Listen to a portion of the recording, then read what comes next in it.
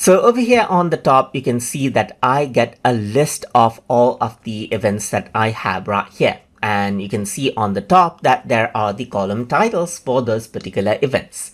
If I want to go ahead and enable out other column titles, then I can simply go around onto the top right hand corner and then click on this button. And over here you can see that I can enable and disable the title, the start time, the end time right here, just like this, that is the end date, end time right here, category right here, location, status, calendar name, and so forth, as you can see right here, just like this.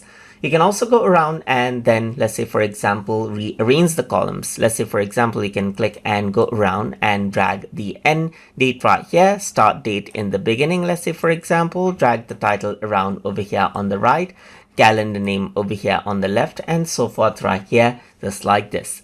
So what you can also do is click around over here and restore out the column orders right here, and then this is what you have.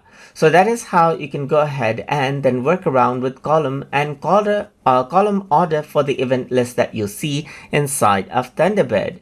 So if you guys learned something as always, and as always, please like, comment, share, and subscribe.